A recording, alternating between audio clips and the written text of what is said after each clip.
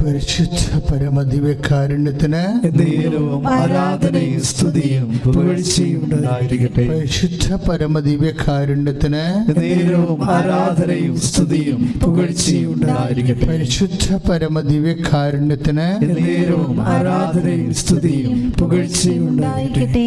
നമുക്ക് സന്തോഷത്തോടെ സ്നേഹത്തോടെ ഏറ്റു പ്രാർത്ഥിക്കാം.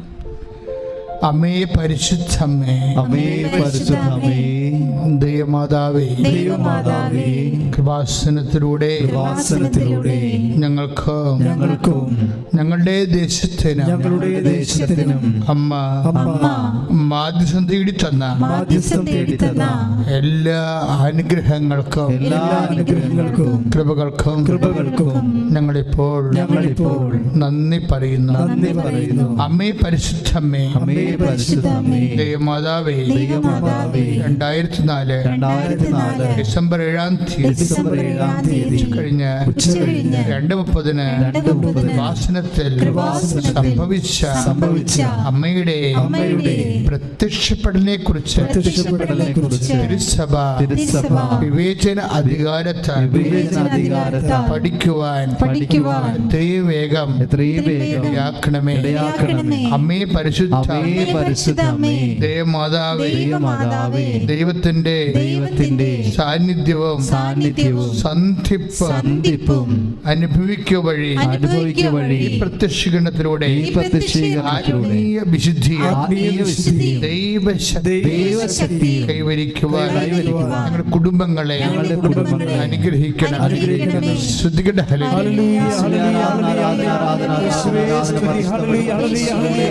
ഞങ്ങളുടെ കുടുംബങ്ങളുടെ അനുഗ്രഹവും കൃപയും ഉണ്ടാകണമേ എന്ന് പ്രാർത്ഥിക്കുന്നു. ആരാധന. സ്തുതി നിനക്ക്, സ്തോത്രം നിനക്ക്, ആരാധനയും നിനക്ക്, സ്തുതി നിനക്ക്, സ്തോത്രം നിനക്ക്, ആരാധനയും നിനക്ക്. കണ്ണിന്നു കർപ്പൂരധാര ചൊരിയും കമനീയ രൂപനേ, കരളിൽ പീയൂഷമായി പൊഴിയുന്ന യേശു മഹേശനേ. പരിശുദ്ധ പരമദിവ്യകാരുണ്യത്തിന് ആരാധനയും സ്തുതിയും പുകഴ്ചയും ഉണ്ടായിരിക്കട്ടെ. അമ്മേ പരിശുദ്ധമ്മേ, അമ്മേ പരിശുദ്ധമ്മേ, സ്വലോകങ്ങളുടെ രാജ്ഞിയായ അങ്ങേക്ക് ഭൗമ സംരക്ഷണത്തിനായി പ്രപഞ്ചപ്രകൃതിയെ തന്നെ സഭ പ്രതിഷ്ഠിക്കുവാൻ ഈ പ്രത്യക്ഷീകരണം വഴിയാക്കണമേ. പരിശുദ്ധ അമ്മേ, ജപമാല മാതാവേ, സകല പ്രാർത്ഥനകളോടും ചേർത്ത് ഞങ്ങളിപ്പോൾ പ്രാർത്ഥിക്കുന്ന ഈ കുടുംബത്തിന്റെ പ്രത്യേക നിയോഗം. ഇപ്പോൾ നിങ്ങളുടെ നിയോഗം കണ്ണീരിൽ കുതിർന്ന പ്രാർത്ഥന ആവശ്യം പരിശുദ്ധ അമ്മയുടെ മധ്യസ്ഥത്തിൽ ഈശോയുടെ തിരുസന്നിധിയെ സമർപ്പിക്കുക.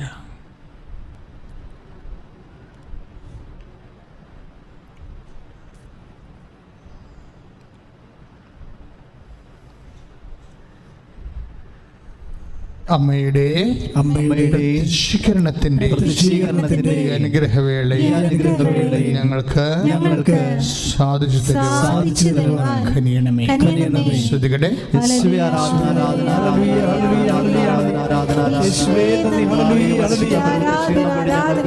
എല്ലാ അനുഗ്രഹങ്ങൾക്കും നന്ദി പറയുന്നത് യേശുവേ കൂടെ ഉണ്ടാകണമേ. നിനക്ക് സ്തോത്രം, നിനക്ക് ആരാധനയും നിനക്ക്, സ്തുതി നിനക്ക്, സ്തോത്രം നിനക്ക്, ആരാധനയും നിനക്ക്. കണ്ണിന്നു കർപ്പൂരധാര ചൊരിയും കമനീയ രൂപനേ,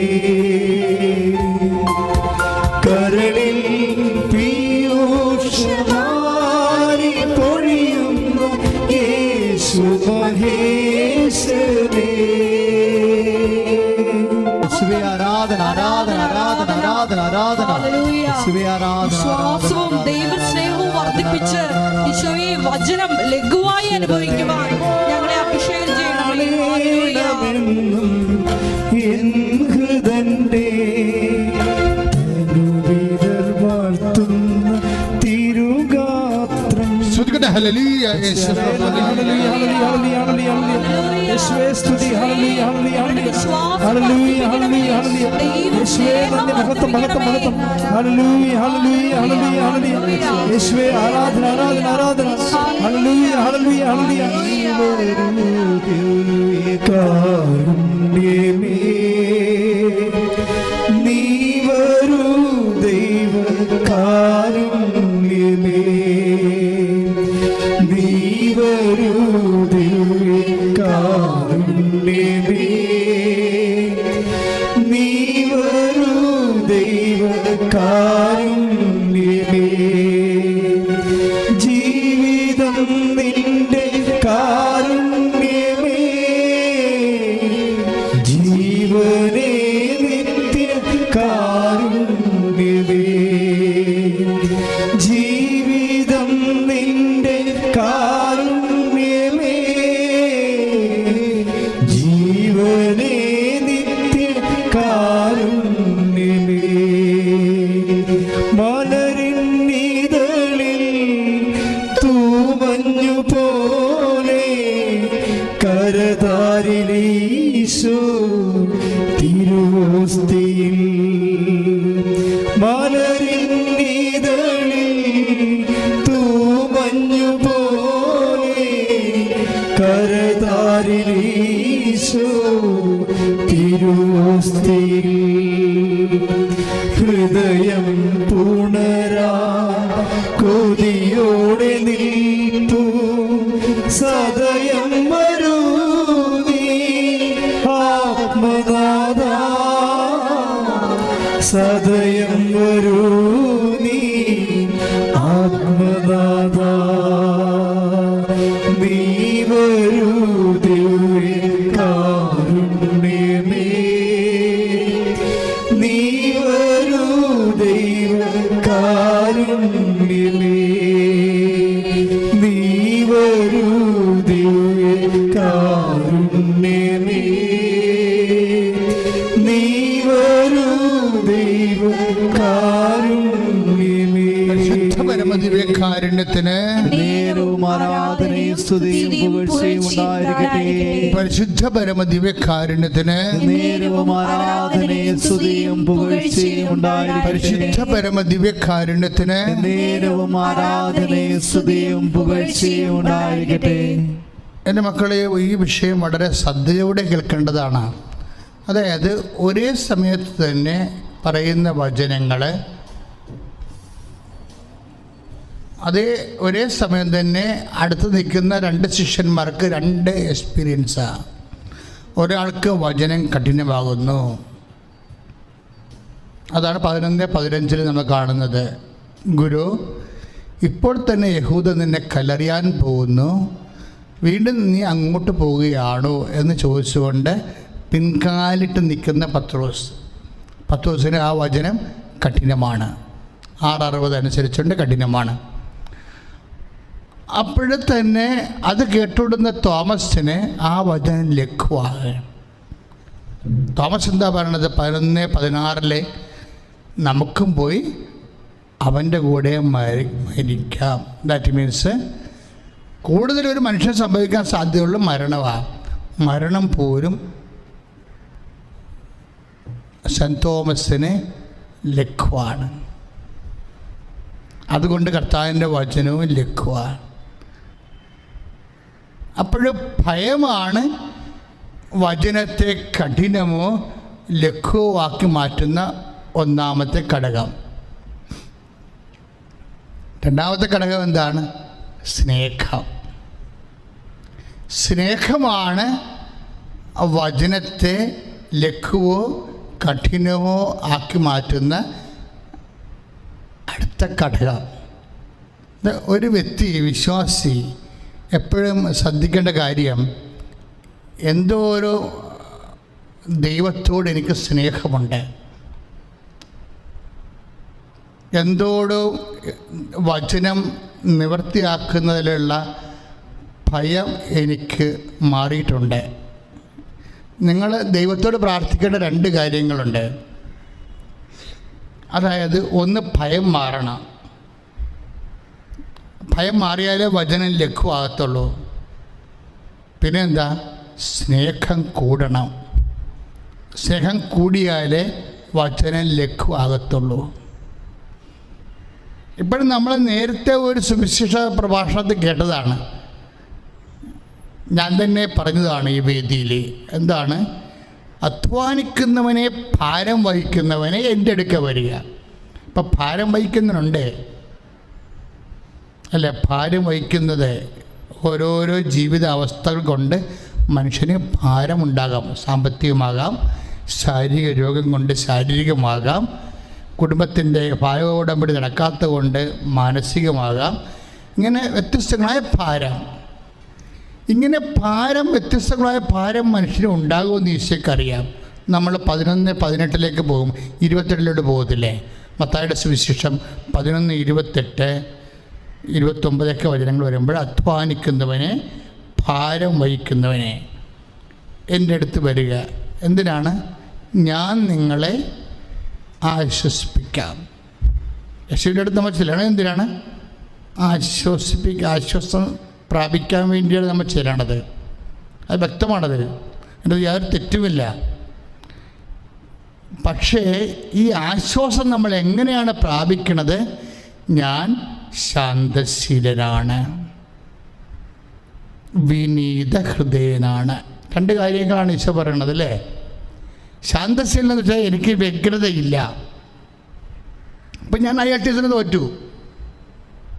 ഇപ്പം കഴിഞ്ഞ ദിവസങ്ങളിലൊരു സാക്ഷ്യം കിടക്കണമെന്ന് വെച്ച് കഴിഞ്ഞാൽ രസകരമായ സാക്ഷ്യമാണ്. എനിക്ക് ആ കൊച്ചിൻ്റെ ഈ ദിവസങ്ങളിൽ ഇന്നലെ ഇട്ട സാക്ഷ്യമാണ്. ആ മോളുടെ ഒരു പാലായിലൊരു മോളാണ്. അവളുടെ വണ്ടി സ്കൂട്ടർ ഓടിക്കുമ്പോൾ കാറിട്ട് ചെന്നിടിച്ച്, സ്കൂട്ടർ കാറിൽ ചെന്നിടിച്ച് കൈ ഒടിഞ്ഞ് പ്ലാസ്റ്റർ ഇട്ട്. പക്ഷെ IELTSൻ്റെ ഡേറ്റ് എടുത്തതായിരുന്നു. അപ്പോഴേ എഴുതാൻ പാടാണ്, അല്ലെങ്കിൽ കറുപ്പിക്കാൻ പാടാണ്, കൈ കണ്ണയ്ക്ക് ഒന്നും ചെയ്യാൻ പറ്റണില്ല, റീഡ് ചെയ്യാൻ പറ്റണില്ല. അങ്ങനെ കുറേ പ്രശ്നങ്ങൾ അവർക്ക്. അവർ പറയണ ഇതാണ്, എങ്കിലും അവർക്ക് ഭാരമാണത് അല്ലേ? രോഗം ഒരു ഭാരമാണ്. പക്ഷെ ഉടമ്പടി ചെയ്തതിൻ്റെ വെളിച്ചത്തിൽ, കാര്യം ഉടമ്പടി നമ്മൾ ദൈവമായിട്ടാണ് ചെയ്യണത്. അപ്പോൾ പരിശുദ്ധ അമ്മ വഴിയാണ് നമ്മൾ ഈശോയോട് ഉടമ്പടി ചെയ്തിരിക്കുന്നത്. കാരണം പുറപ്പാട് 33:14 അനുസരിച്ച് കൊണ്ട് ഉടമ്പടി ചെയ്യുന്ന വ്യക്തികളുടെ കൂടെ ദൈവം സഞ്ചരിക്കും. അപ്പോൾ ഈശോ തന്നെ പറയും, നിങ്ങൾ ന്യായാധിപന്മാരുടെ മുമ്പിൽ ഹാജരാക്കപ്പെടും. പല വിഷയങ്ങളൊക്കെ നമ്മൾ ചെയ്യേണ്ടി വരും. കോടതിയിൽ പോകേണ്ടി വരും അല്ലേ? ബാങ്കിൽ പോകേണ്ടി വരും. കാര്യം അവൻ നമുക്ക് ലോണിന് നമ്മുടെ കടങ്ങൾ ജപ്തി ചെയ്യാൻ വെക്കുമ്പോൾ നമ്മൾ 1 ടൈം സെറ്റിൽമെൻറ്റ് നമ്മൾ വിളിക്കുമ്പോൾ 1 ടൈം സെറ്റിൽമെൻറ്റിൻ്റെ കാശ് പോലും നമ്മുടെ ഉണ്ടാകത്തില്ല. അപ്പോൾ നമ്മളവിടെ ചെല്ലുമ്പോൾ അവരിങ്ങനെ ഭയങ്കരമായിട്ടൊക്കെ അത് നാളെ അടുത്ത ആഴ്ച ലേലത്തിൽ വിൽക്കുകയാണ്, ഒന്നും പറയേണ്ട കാര്യമില്ല എന്നൊക്കെ പറഞ്ഞാൽ നമ്മളിങ്ങനെ വിഷമിച്ച് പോകും. അപ്പം ഇങ്ങനെ ഓരോ സ്ഥലങ്ങളിൽ നമ്മൾ ഹാജരാക്കപ്പെടും. അപ്പം ഇങ്ങനെ ഹാജരാക്കപ്പെടുന്ന സ്ഥലങ്ങളിൽ വെച്ച് പേടിക്കണ്ട എന്ന് നമ്മളോട് പറയണത് ഈശോ മാത്രമാണ്. നിങ്ങളിങ്ങനെ ഓരോ സ്ഥലങ്ങളിൽ ഹാജരാക്കപ്പെടും. കോടതി ചെല്ലും, ചിലപ്പോൾ നമ്മുടെ വക്കീലൊക്കെ ചിലപ്പോൾ വാദിച്ച് തോക്കണ കാണാം. കാര്യം വക്കീലന്മാർ തമ്മിൽ അഡ്ജസ്റ്റ്മെൻ്റ് ഉണ്ടെന്നുണ്ടെങ്കിൽ തീർച്ചയായിട്ടും ആ കേസ് ചിലപ്പോൾ തോക്കണതായിരിക്കും വക്കീലിന് നല്ലത്. കാരണം ജയിക്കണ വക്കീലിന് മിക്കവാറും ചിലപ്പോൾ 5 ലക്ഷം കിട്ടുകയാണെങ്കിൽ അതിൽ 1 ലക്ഷം ഇയാൾക്ക് കൊടുക്കാമെന്ന് പറഞ്ഞാൽ ഇയാൾ തോറ്റു കൊടുക്കാൻ തയ്യാറാകും. വക്കീൽമാർ തമ്മിൽ ചില വക്കീൽമാർ, എല്ലായിടത്തും അല്ല, ചില വക്കീൽമാർ തമ്മിൽ ഇതുപോലെ ബിസിനസ് അറേഞ്ച്മെൻ്റ് ഉണ്ട്, അവർക്കെല്ലാം കേസ് ബിസിനസ്സാണ്. അപ്പോൾ അങ്ങനെ വരുമ്പോൾ നമ്മുടെ വക്കീൽ നിയമങ്ങൾ അറിയാമെങ്കിലും ഒന്നും പറയത്തില്ല. ബബ്ബ അടിച്ചങ്ങനെ ജഡ്ജിയുടെ മുമ്പിൽ അല്ല മജിസ്ട്രേറ്റിൻ്റെ മുമ്പിൽ ബബ്ബ അടിച്ച് നിൽക്കും. അപ്പോൾ എൻ്റെ സഹപ്രവർത്തകർ വിജയകുമാറിൻ്റെ ഒരു കേസ് ഞാൻ എപ്പോഴും ഓർക്കും. അങ്ങേരുടെ വക്കീൽ കോടതിയിൽ ജഡ്ജിയോട് ബബ്ബടിച്ച് നിൽക്കുകയും നിയമങ്ങളറിയാം, പക്ഷേ മറ്റേ വക്കീൽ കത്തിക്കയറിക്കൊണ്ട് നിൽക്കുകയും. ആ സമയത്ത് എന്നാ ചെയ്തെന്ന് വെച്ച് കഴിഞ്ഞാൽ വിജയകുമാർ എന്നെ വിളിച്ചിട്ട് പറഞ്ഞ്, അച്ഛാ ഇതെന്ത് ചോദിച്ചാൽ നമ്മുടെ വീടും പോണ ലക്ഷണമാണ്. കാര്യം വീട്ടിൽ സ്വന്തം വീട്, നേരത്തെ താമസിക്കുന്ന വീട് വാടക കൊടുത്ത പ്രശ്നമാണ്. ആ വാടകക്കാർ ഇറങ്ങേണ്ട സമയമായപ്പോൾ ഇരുമ്പ് വടി എടുത്ത് അവിടെ മുഴുവൻ തല്ലി ഒടിച്ചിട്ട് ക്രിമിനൽ കേസിന് ഉടയക്കാരൻ്റെ പേരിൽ കേസ് കൊടുത്തിരിക്കുകയാണ്. കള്ളക്കേസ് തന്നെ വഴി നോക്കണം. എന്നിട്ട് കൊടുക്കണ പടം എല്ലാം കൊടുത്തിട്ട് പോലീസ് വരെ അങ്ങേർക്ക് ക്രിമിനലിന് അനുകൂലമായി നിൽക്കുകയാണ്. അപ്പം അങ്ങനെയുള്ള സമയത്ത് FIR എഴുതിപ്പോയില്ലേ, എഴുതിപ്പോയത് ഇങ്ങനെ ക്രിമിനലായിട്ടല്ല എഴുതി. ഉടയക്കാരനെ പിടിച്ചു കെട്ടുന്ന കാലമാണെന്ന് പറഞ്ഞ പോലെ ഉടയക്കാരനെ ക്രിമിനലായിട്ട് എഴുതി വെച്ചിരിക്കുന്നത്. ആര്? ക്രിമിനല്, ആ തല്ലിപ്പൊളിച്ചവൻ. വാടകക്കാരൻ അവന് ഇറങ്ങാൻ ഇഷ്ടമില്ലാത്തത് കൊണ്ട് അവിടുന്ന് തന്നെ നവംബർ മാസം 11-ാം തീയതിക്കുമ്പോൾ തന്നെ അതിൻ്റെ അകത്ത് കയറി അടിച്ച് തല്ലി ചീരെല്ലാം പൊട്ടിച്ച് അലമാരിയെല്ലാം താഴെപ്പെട്ട് പൊളിച്ചു കളഞ്ഞ്. എന്നിട്ട് ഉടയക്കാരൻ നിയമാനുസൃത എഗ്രിമെൻറ്റിന് വിരുദ്ധമായിട്ട് ഞങ്ങളെ അടിച്ചിറക്കാൻ വേണ്ടി ഇതിനെ കയറി തല്ലി ഗുണ്ടകളുമായിട്ട് തല്ലി പൊളിച്ചെന്ന് പറഞ്ഞ് സാക്ഷികളെ വെച്ചിരിക്കുകയാണ്. എന്തൊരു കേസാണ്! സാക്ഷികളെ എവിടെ എത്ര സാക്ഷികളെ വേണം നിങ്ങൾക്ക്? കാണാത്തത് കണ്ടെന്ന് പറയാൻ എത്രയും സാക്ഷികളെ വേണം. അപ്പം ഇതുപോലെ ഉള്ളൊരു അവസ്ഥയാണ്. അപ്പോൾ നമ്മൾ കൊടുത്ത കേസ് കൊടുത്തിട്ടുള്ള വക്കീലും അവിടെ നിന്നുകൊണ്ട് ജപ അടിച്ച് നിൽക്കുന്ന സമയമാണ്. അപ്പോൾ വിജയകുമാർ എന്നെ വിളിച്ചു, അച്ഛാ എന്ത് ചെയ്യുമെന്ന് പറഞ്ഞു. ഞാൻ പറഞ്ഞു, നിങ്ങളിപ്പോൾ എന്താ ചെയ്തുകൊണ്ടിരിക്കണമെന്ന് ചോദിച്ചു. കാര്യം എനിക്കറിയാം ഇങ്ങനെ എന്താ ചെയ്യണം. അങ്ങനെ ഒരു മരത്തിൻ്റെ ജപമാല ചൊല്ലിക്കൊണ്ടിരിക്കണം. മരത്തിൻ്റെ ജപമാല ഉള്ളിൽ ഉപയോഗിക്കുന്നത്. ഇപ്പോൾ ഒരു മരത്തിൻ്റെ ജപമാല കോടതിയുടെ വാതിക്കെ എന്നുകൊണ്ട് മരത്തിൻ്റെ ജപമാല ചൊല്ലിക്കൊണ്ട് നിൽക്കുകയാണ്, മരത്തിൻ്റെ മണിയുള്ള. അപ്പോൾ പക്ഷേ വക്കീൽ പറയണ ഇങ്ങനെ നല്ല കേസിനെ കുറിച്ച് നല്ല ബോധമുള്ള കാരണം ഇത് ചെന്ന പണിമേടിക്കുമെന്ന് ഇങ്ങനെക്കറിയാം. അതാണ് എന്നെ വിളിച്ചത്. അപ്പോഴും ഞാൻ പറഞ്ഞു, മാതാവിനോട് പറ, ചെന്ന് ജഡ്ജിയെടുത്ത് നിൽക്കാൻ പറയാൻ പറഞ്ഞു. അപ്പോൾ അമ്മയുടെ പ്രശ്നം നമുക്കറിയാം. അമ്മ സഞ്ചാരി മാതാവാണ്. അമ്മ നമ്മളെ ആശ്രയിക്കുന്നവരെ അമ്മ സംരക്ഷിക്കും. ഇപ്പം ഈ കേസ് കത്തിക്കറി ഉടനെ വിജയകുമാർ കൊന്തയിൽക്കൊണ്ട് നിൽക്കുകയല്ലേ? അല്ല, അപ്പോൾ കൊന്തെടുത്തതല്ലേ? അപ്പം കൊന്തെടുത്തതല്ലേ? ഇതാണ് പ്രശ്നം. നമ്മൾ ദൈവമായിട്ടുള്ള ബന്ധമെന്ന് പറയണത് ഇന്ന് ഇൻ്റർവെല്ലൊന്നും ഇല്ല. സിനിമക്കൊക്കെ ഇൻ്റർവെല്ലുണ്ട് അല്ലേ? ഇൻ്റർവെല്ലെന്ന് എഴുതി കാണിക്കും. പ്രാർത്ഥനാ ജീവിതത്തിന് ഇൻ്റർവെൽ എഴുതി കാണിക്കത്തില്ല. പ്രാർത്ഥനാ ബുദ്ധിയും ബോധവും ഉള്ളവൻ എപ്പോഴും കർത്താവുമായിട്ട് കണക്ട് ചെയ്തുകൊണ്ടിരിക്കും.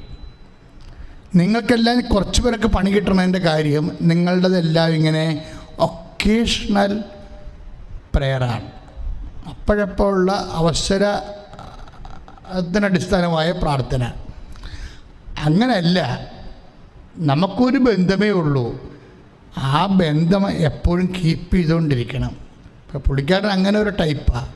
കാര്യം അനുഭവിച്ചറിഞ്ഞ് വിശ്വാസം സ്വീകരിച്ച ആളാണ്.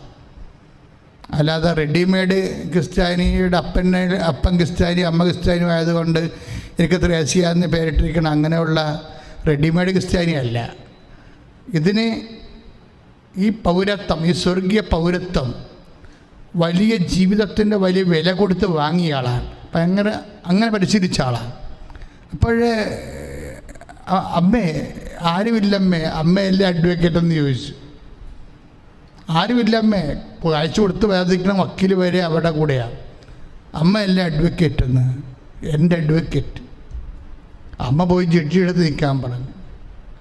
കുറച്ച് കഴിഞ്ഞ് സെക്കൻഡ്, ഇത് പറഞ്ഞതേ ഉള്ളൂ, സെക്കൻഡ് കഴിഞ്ഞപ്പോൾ ജഡ്ജി നേരെ തന്നെത്താൻ എഴുന്നേക്ക്. എന്നിട്ട് ഈ വാദി എന്ന് പറയുന്ന കത്തിക്കരിക്കുന്ന വക്കീലിനെതിരെ അയാൾ 2-3 ക്വസ്റ്റ്യൻ അങ്ങോട്ട് ചോദിച്ച് അതിലൂടെ അയാൾ പഠിക്കാൻ തുടങ്ങി. പിന്നെ വാദം അവസാനിപ്പിച്ചു, ജഡ്ജ്മെൻ്റ് എഴുതി. കാര്യം എല്ലാം ഫാബ്രിക്കേറ്റാണ്, എല്ലാം കള്ളത്തരവാണെന്ന് ജഡ്ജിക്ക് മനസ്സിലായി. ദാറ്റ് മീൻസ് നമ്മൾ ന്യായാധിപ സംഘത്തിൻ്റെ മുമ്പിൽ നിൽക്കുമ്പോൾ എന്ത് പറയണം എന്ന് മുൻകൂട്ടി ആലോചിച്ചുറക്കാതിരിക്കാൻ ശ്രദ്ധിക്കുവിൻ. നിങ്ങൾ എന്താണ് പറയേണ്ടതെന്ന് ആ സമയത്ത് അറിവ് നൽകുമെന്ന്. ഇപ്പം നമ്മൾക്ക് നേരിട്ട് അറിവ് നൽകിയില്ലെങ്കിലും ആ സമയത്ത് ദൈവം പ്രവർത്തിക്കണ ഒരു ടൈമാണത്. എൻ്റെ മക്കളത് മനസ്സിലാക്കി. എവിടെയെങ്കിലും നിങ്ങൾ ഹാജരാകണമെന്ന് വിചാരിച്ചോ? ഇപ്പോൾ ഒരു IELTS പരീക്ഷയുടെ കാര്യം പറഞ്ഞാണ് ഞാൻ തുടങ്ങിയത്. എവിടെയെങ്കിലും ഇപ്പോൾ ജപ്തി നടപടി വന്ന് ബാങ്കിൽ പോകണം, നമ്മൾ ഹാജരാകണ്ടേ? നമ്മളൊരു കോളേജിൽ കുഞ്ഞിന് അഡ്മിഷൻ മേടിക്കാൻ പോവുകയാണ്, നമ്മൾ ഹാജരാകാൻ പോവുകയും. ഇങ്ങനെ വ്യത്യസ്തങ്ങളായ മേഖലകളിൽ നമ്മൾ ഹാജരാകും. അപ്പോൾ നമ്മൾ ഹാജരാകുന്ന ആ സമയത്ത് നിൻ്റെ ദൈവം അവിടെ ഉണ്ടാകുമെന്നാണ് ഈശോ പറഞ്ഞത്. നിങ്ങൾ ഹാജരാകുന്ന സമയത്ത് ആ സമയത്തെക്കുറിച്ച് നമ്മൾ തിരിച്ചറിയണം. അത് ദൈവത്തിൻ്റെ സമയം തിരിച്ചറിയണമെന്ന് കർത്താവ് പല പ്രാവശ്യം പറഞ്ഞിട്ടുണ്ട്. സമയം നിങ്ങൾ തിരിച്ചറിയണമെന്നാണ്. ഇപ്പം ലൂക്ക 19 വായിക്കത്തില്ലേ? സന്ദർശനത്തിൻ്റെ സമയം എന്നൊക്കെ പറഞ്ഞ്. ശ്രദ്ധിക്കട്ടെ മക്കളെ. യേശുവേ സ്തോത്രം. ഹല്ലേലൂയ.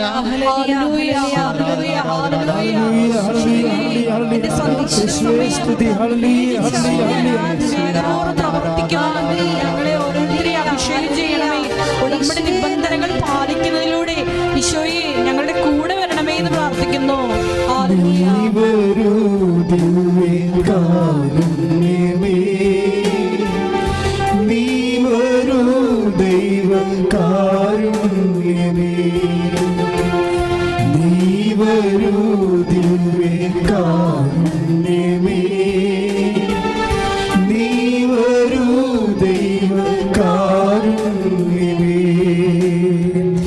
ജീവിതം നിന്റെ കാരുണ്യമേ, ജീവനേ നിത്യ കാരുണ്യമേ. ജീവിതം നിന്റെ കാരുണ്യമേ, ജീവനേ നിത്യ കാരുണ്യമേ. മലരിന്നിതളിൽ തൂമഞ്ഞു പോലെ കരതാരിലീശോ തിരുവോസ്തിയിൽ. മലരിന്നിതളിൽ തൂമഞ്ഞു പോലെ കരതാരിലീശോ തിരുവോസ്തിയിൽ. ഹൃദയം പുണരാ കൊടിയോടെ നിൽപ്പു സദയം വരൂ നീ ആത്മനാഥ, സദയം വരൂ നീ ആത്മനാഥ. നീ വരൂ ദിവ്യകാരുണ്യമേ, നീ വരൂ ദൈവകാരുണ്യമേ, നീ വരൂ ദിവ്യകാരുണ്യമേ, നീ വരൂ ദൈവകാരുണ്യമേ. ജീവിതം നിന്റെ കാരുണ്യമേ, ജീവനേ നിത്യ കാരുണ്യമേ. പരിശുദ്ധ പരമദിവ്യകാരുണ്യത്തിന് നേരവും ആരാധനയും സ്തുതിയും പുകഴ്ചയും ഉണ്ടായിരിക്കട്ടെ. വിശുദ്ധ ലൂക്കായുടെ സുവിശേഷം 12-ാം അധ്യായം 11-ാമത്തെ വാക്യം. വിശുദ്ധ ലൂക്കായുടെ സുവിശേഷം 12:11. അതിൻ്റെ കൂടെ 12 ഉണ്ട്, 12 ഉണ്ട്. ഏറ്റു പറഞ്ഞ് സിനഗോഗുകളിലും അധികാരികളുടെയും ഭരണാധിപന്മാരുടെയും മുമ്പിലും അവർ നിങ്ങളെ കൊണ്ടുപോകുമ്പോൾ എങ്ങനെ എന്ത് ഉത്തരം കൊടുക്കണമെന്ന് എന്ത് പറയണമെന്നും ഉത്കണ്ഠാകുലരാകേണ്ട. എന്താണ് പറയേണ്ടതെന്ന് സമയത്ത് പരിശുദ്ധാത്മാവ് നിങ്ങളെ പഠിപ്പിക്കും. Praise the Lord. Praise the Lord. ഇതാണ് ഇങ്ങനെ ഒരു സമയമുണ്ടാകും. ഈ സമയം എന്ന് വെച്ചാൽ നിങ്ങൾ ഇപ്പം ജപ്തി നടപടി ബാങ്കിൽ വിളിപ്പിക്കപ്പെട്ടിരിക്കുന്ന സമയം, അല്ലെങ്കിൽ കോടതി കേസ്, അല്ലെങ്കിൽ നമ്മൾ സ്ഥലം കൊടുക്കാൻ പോകുന്നു, അല്ലെങ്കിൽ വാങ്ങാൻ പോകുന്നു, അത് ക്ലയൻറ്റുമായി നമ്മൾ സംസാരിക്കുന്ന സമയം. നിങ്ങൾ ആശുപത്രിയിൽ എന്തോ നടുവേദന ഒക്കെ തോന്നി ആശുപത്രിയിൽ പോയിട്ട് ഡോക്ടർ നിങ്ങളെ വല്ലാണ്ട് ടെസ്റ്റ് ചെയ്യണ സമയം. സാധാരണ ടെസ്റ്റ് ഡോക്ടർമാരുടെ ടെസ്റ്റ് അറിയാവില്ല. കണ്ണിൽ നിന്നൊക്കെ ഇങ്ങനെ ഇതൊക്കെ ഇത് മാറ്റി രക്തം ഉണ്ടോയെന്ന് നോക്കി, കയ്യെ പിടിച്ചൊക്കെ നോക്കി. ചില സമയത്ത് ഡോക്ടർ അവിടെ നിന്ന് എഴുന്നേക്കും, എന്നിട്ട് കിടക്കാൻ പറയും നിങ്ങളോട്. വലിയ പൊക്കമുള്ള പിന്നെ കിടക്കാൻ പറയും. അതൊരു സമയമാണ്, ഒരു 1.5 സമയം. എന്നിട്ട് കൈയൊക്കെ വെച്ചിട്ട് ഇങ്ങനെ മുട്ടിയൊക്കെ നോക്കും, എന്നിട്ട് പ്രഷർ പലതരത്തിൽ നോക്കും. എന്നിട്ട് അപ്പം നിങ്ങളെന്ത് ചെയ്യും? ഡോക്ടറിൻ്റെ മുഖത്തേക്ക് നോക്കും, വല്ല പരിപാടി ആയാ കർത്താവേ എന്ന് ഓർത്തും. ഇതൊരു സമയമാണ്. ഇങ്ങനെ മനുഷ്യൻ്റെ ജീവിതത്തിൽ വ്യത്യസ്തങ്ങളായ സമയം, ഇതാണ് ആ സമയം എന്ന് പറയുന്നത്. അതാണ് ലൂക്ക 12:12. ആ സമയം എന്താണ് പറയേണ്ടതെന്ന് ആ സമയത്ത്, ദാറ്റ് ടൈം.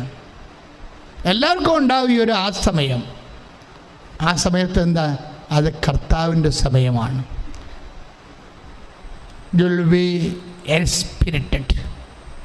കർത്താവിൻ്റെ ആത്മാവ് നിറയേണ്ട ദൈവമൈതലേ, നീ ഒരു വിശ്വാസിയാണെങ്കിൽ നിൻ്റെ ജീവിതം ഉത്സവമാണ്. എന്താ കാര്യം? വിശ്വാസിയുടെ അവകാശവും ഓഹരിയും കർത്താവിൻ്റെ വചനവും ആ വചനത്തിലുള്ള വാഗ്ദാനവും അത് നിറവേറ്റുന്ന പരിശുദ്ധാത്മാവാണ്. സ്തുതിക്കട്ടെ, ഹല്ലേലൂയ.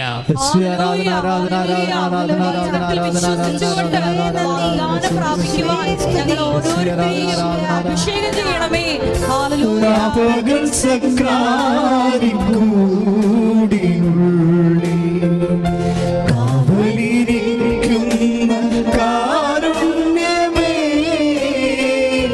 രാപ്പകൽ സക്രാരിക്കൂടിനുള്ളിൽ കാവലിരിക്കുന്ന കാരുണ്യമേ, ആർത്തരിൽ സ്നേഹത്തലോടലാണു നീ, ആർത്തരിൽ സ്നേഹത്തലോടലാണു നീ, ആർദ്രമാം സ്നേഹത്തൂ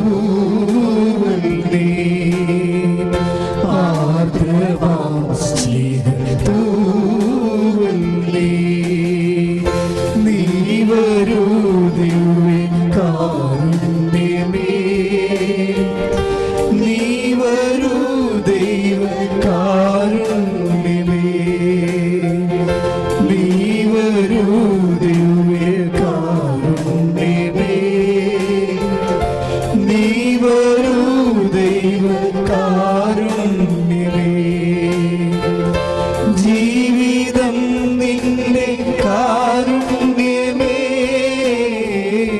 ജീവനേ നിത്യ കാരുണ്യമേ,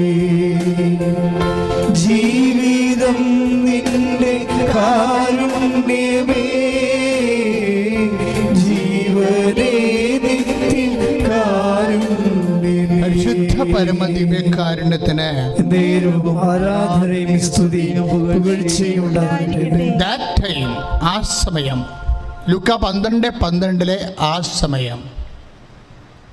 അതിൽ ചില സമയത്ത് പരിശുദ്ധാത്മാവും പ്രവർത്തിക്കാം, ചിലപ്പോൾ ദുഷ്ടാരൂപിയും പ്രവർത്തിക്കാം. The one and A particular same time. ചിലപ്പോൾ അതിൽ പരിശുദ്ധാത്മാവ് പ്രവർത്തിക്കും, ചില സമയത്ത് അതിൽ ദുഷ്ടാരൂപി പ്രവർത്തിക്കും. എങ്ങനെയാണത്? നിൻ്റെ വിശ്വാസത്തിൻ്റെ നിലവാരം അനുസരിച്ച്. ഒരു ടൈമാണ്. ഇപ്പം ബാങ്ക് മാനേജർ പറയുന്നത് ജപ്തി നടപടി എന്ന് പറയും. അത് ദുഷ്ടാരൂപി, നശിപ്പിൻ്റെ അരൂപി ആണ് പ്രവർത്തിക്കുന്നത്. എന്താണ്? 10 യോഹന്നാൻ 10:10 കൊല്ലാനും നശിപ്പിക്കാനുമാണ് കള്ളം വരുന്നത്. ഇപ്പോൾ വാദി പ്രതിയാകുന്ന രീതിയിൽ ജഡ്ജ്മെൻ്റ് ഉത്തരം പറഞ്ഞാൽ എന്ത് ചെയ്യും? ആ ജഡ്ജി അന്ന് ഉത്തരം പറഞ്ഞിരുന്നെങ്കിൽ, അന്ന് മാതാവിനെ അഡ്വക്കേറ്റായിട്ട് ആ ജഡ്ജിയുടെ പുറകിൽ കൊണ്ട് നിർത്താതിരുന്നെങ്കിൽ തീർച്ചയായിട്ടും ജഡ്ജി ആ വാദിഭാഗം വക്കീൽ വായിക്കുന്നതനുസരിച്ചുകൊണ്ട് ജഡ്ജ്മെൻ്റ് എടുത്തിട്ടുണ്ടെങ്കിൽ തീർച്ചയായിട്ടും വിജയകുമാർ അകത്തു പോകും, ജയിലിൽ പോകും. കാരണം ക്രിമിനൽ കുറ്റമാണ്. ഉടയക്കാരൻ ജയിലിൽ പോകും. അപ്പോൾ ഒരേ സമയം തന്നെ പരിശുദ്ധാത്മാവും പ്രവർത്തിക്കാം, ഒരേ സമയം തന്നെ ദുഷ്ടാരൂപിയും പ്രവർത്തിക്കാം. അതുകൊണ്ടാണ് ഈശോ പറയുന്നത് ഇതിന് ദ ടൈം ഓഫ് വിസിറ്റ് എന്ന് പറയും. Time of visit, that time 12:12 that time, ആ സമയം എന്ന് പറയണത് ലുക്ക 19:44 എന്താണ് പറയണത്? അത് 19:44 നിന്നെയും നിൻ്റെ മക്കളെയും നശിപ്പിക്കുകയും നിന്നിൽ കല്ലിന്മേൽ കല്ല് ശേഷിക്കാതിരിക്കുകയും ചെയ്യും. എന്തെന്നാൽ നിൻ്റെ സന്ദർശന ദിനം നീ അറിഞ്ഞില്ല. അതാണ് കുഴപ്പം. നാശം വെറുതെ വന്നതല്ല, മറിച്ച് ദൈവത്തെ അറിയാത്തത് മൂലം വരുന്നതാണ്. അതായത് നമ്മൾ ഇരുന്ന് മേടിക്കണമെന്ന് പറഞ്ഞില്ല, അതാണ് സംഭവം. ബാങ്കിലായാലും അഡ്മിഷനായാലും കോളേജിലായാലും എവിടെയായാലും ആശുപത്രിയിലായാലും നമ്മൾക്ക് മോശമായ സമയത്തെ നല്ല സമയമായി മാറ്റാം. എങ്ങനെ സമയമായി മാറ്റും? കർത്താവിൻ്റെ സമയമാണതെന്ന് നീ ആ സമയത്തിലെ കർത്താവിൽ പ്രഖ്യാപിക്കണം. And this time, the time of Jesus എന്ന് നീ പറയണം. ഇത് സാത്താൻ്റെ സമയമല്ല, ഇതെൻ്റെ കർത്താവിൻ്റെ സന്ദർശനത്തിൻ്റെ സമയമാണ്. 19:44 അനുസരിച്ച് കൊണ്ട് ഞാൻ നിൽക്കുന്നത് കർത്താവിൻ്റെ സന്ദർശന സമയമാണ്. അവിടെ ഞാനല്ല പ്രവർത്തിക്കേണ്ടതെന്ന് ഈശോ പറഞ്ഞിട്ടുണ്ട്. അത് നിങ്ങൾ ആയിരിക്കുകയില്ല. 12 ലൂക്ക, എൻ്റെ പിതാവിൻ്റെ പരിശുദ്ധാത്മാവായിരിക്കും നിങ്ങൾ വഴി സംസാരിക്കുക. കൈയിടിച്ച് കർത്താവ് സ്തുതിക്കട്ടെ.